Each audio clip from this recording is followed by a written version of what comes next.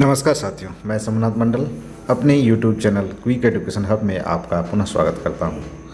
आज आपको JSTPD intermediate के मॉड्यूल 5 में एक गतिविधि है जिसमें चिंतन सीखने का जरिया, आकलन का एक सीखने का जरिया जो है उसे मैं पूरा कराने का प्रयास कर रहा हूं। तो यदि आप मेरे चैनल पर नए हैं तो मेरे चैनल को सब्सक्राइब करें और बगल के बेल आइकन को भी क्लिक करें, जिससे मेरे हर वीडियो का नोटिफिकेशन आपके मोबाइल पर तुरंत आ सके। आप मेरे वीडियो को यूट्यूब के अलावे फेसबुक, ट्विटर और मेरे ब्लॉग पेज पर भी देख सकते हैं। तो चले आज के JSTPD इंटरमीडिएट 5 के इस गतिविधि पर। JSTPD इंटरमीडिएट कोर्स 5 में एक गतिविधि है चिंतन सीखने का जरिया। उस आकलन पर हम लोग प्रश्नोत्तर का हल करेंगे। तो चलें पहले प्रश्नोत्तर की ओर।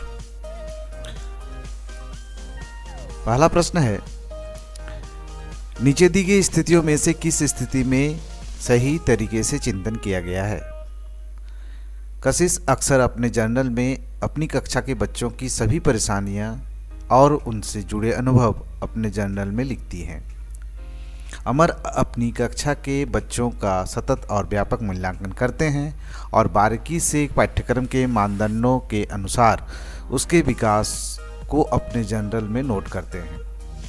हर्षाली अक्सर बच्चों की परेशानियों को अपने जर्नल में लिखती है और उनके कारण अपने व्यवहार, बच्चों के व्यवहार, अपने मूल्यों और स्कूल के सामाजिक वातावरण में खोजने की कोशिश करते हैं। इसमें 4 ऑप्शन हैं, तो देखते हैं इसका सबसे सटीक आंसर कौन सा होता है। तो इसका जो सबसे सटीक आंसर है वह है चौथा विकल्प, यानी ऑप्शन तीसरा। इस तरह क्लिक करें और सबमिट बटन दबाकर अगले प्रश्न की ओर बढ़ें। अगला प्रश्न है, नीचे दिए गए सवालों में से कौन सा सवाल आपको गहराई से चिंतन करने में मदद करेगा? क्या जो शिक्षण प्रक्रिया कक्षा में मैंने इस्तेमाल की वह बच्चों के लिए मजेदार थी या नहीं? दूसरा ऑप्शन है, जो शिक्षण प्रक्रिया मैंने इस्तेमाल की वह किस पर शिक्षक या छात्र केंद्रित थी और क्यों? और अंतिम ऑप्शन है, जो शिक्षण प्रक्रिया मैंने इस्तेमाल की उससे पाठ के उद्देश्य पूरे हो पाए या नहीं? तो इसका सबसे जो सटीक आंसर है वह है ऑप्शन नंबर 2, जो शिक्षण प्रक्रिया मैंने इस्तेमाल की वह किस पर शिक्षक या छात्र केंद्रित थी और क्यों? इस पर टिक करें और सबमिट बटन दबाकर अगले प्रश्न की ओर बढ़ें। अगला प्रश्न है, कोर्स में आपने शिक्षाविद ड्यू के विचारों पर आधारित चिंतन के स्तरों के बारे में जाना। क्या आप इन स्तरों पर सही क्रम चुन सकते हैं?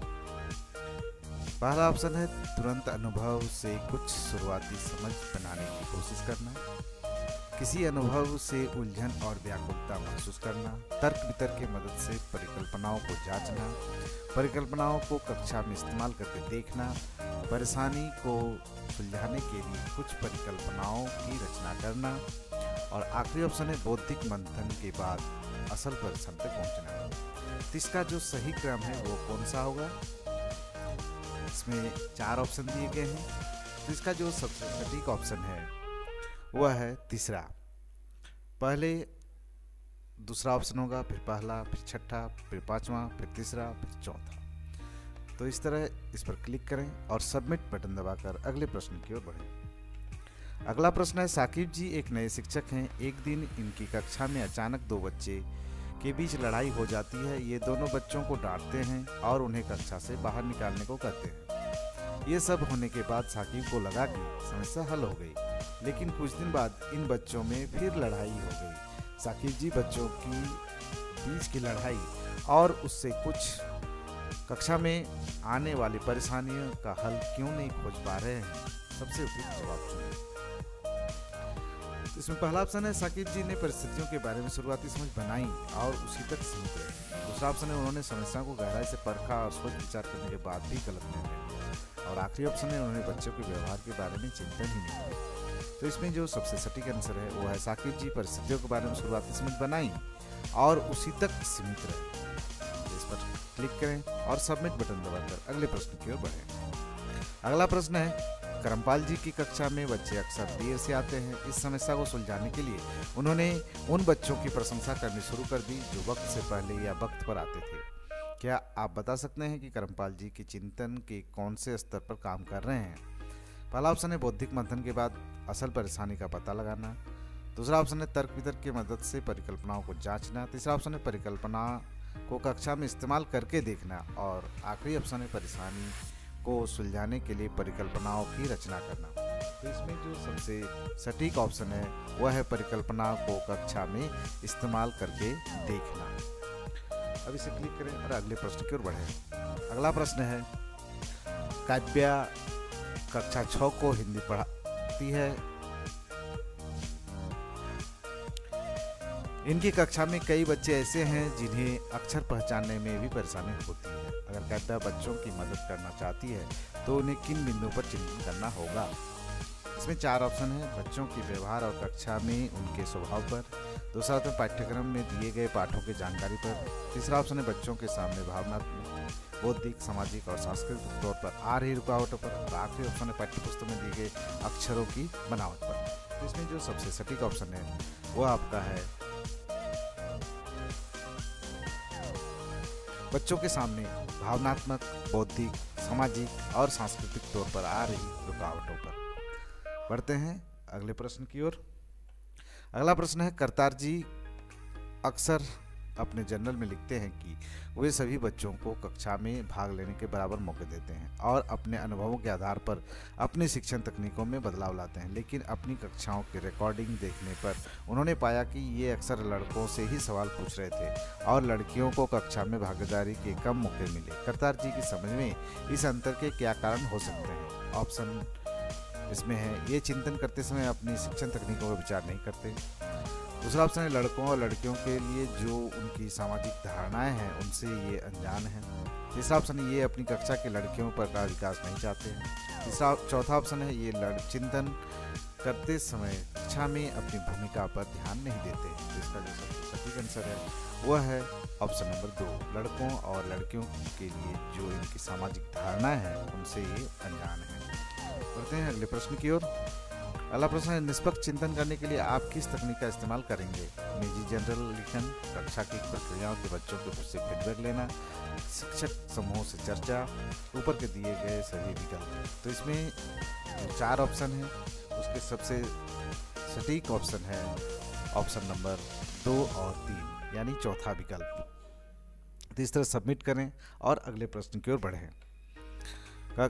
क्वेश्चन नंबर 9 में है, समर अपनी कक्षा में आई कुछ चुनौतियों अपने साथियों के साथ बांट रहे हैं। बैठक के अंत में इनके मित्र इन्हें बताते हैं कि अपनी चुनौतियां सबके साथ बांटते समय इनसे कुछ गलतियां हुई है। क्या आप वो गलतियां पहचान सकते हैं? समर, मेरी कक्षा में एक बच्चा है कमल, वो बहुत ही शरारती है, कभी अपनी जगह पर नहीं बैठता। उसके पिता से कई बार मैंने इस बारे में बात की, वे पास वाले दुकान पर ही काम करते हैं, इसलिए उनसे अक्सर बात हो जाती है, लेकिन वे शायद कमल की शिक्षा पर ज़्यादा ध्यान नहीं देते। इसमें ऑप्शन है, बच्चे का नाम बांटना, बच्चे की निजी जानकारी बांटना, चुनौती तर्कसंगत तरीके से रखने के बजाय अपनी निजी अवधारणा अपने शिक्षक साथियों के सामने प्रस्तुत करना में चर्चा। और आखिरी ऑप्शन है, बच्चे के शैक्षिक विकास के बजाय उसके व्यवहार के बारे में चर्चा करना। तो इसमें जो सबसे सटीक ऑप्शन है वो है पहला, दूसरा और तीसरा। इस पर तीनों में क्लिक करें और सबमिट बटन दबाकर अगले प्रश्न की ओर बढ़ें,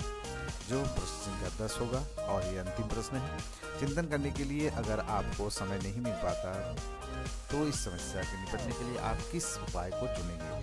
कक्षा की वीडियो रिकॉर्डिंग, अपने विचारों की वॉइस रिकॉर्ड करना, अपने विचारों को विस्तार से जर्नल में लिखना, और आखिरी ऑप्शन है अपने दोस्तों से अपनी समस्याओं पर चिंतन करने को कहना और उनके विचारों को लिखना।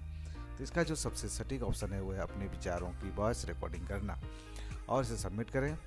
और इस तरह ये सारे क्वेश्चन समाप्त हो गए हैं। वीडियो देखने के लिए आपका बहुत बहुत धन्यवाद।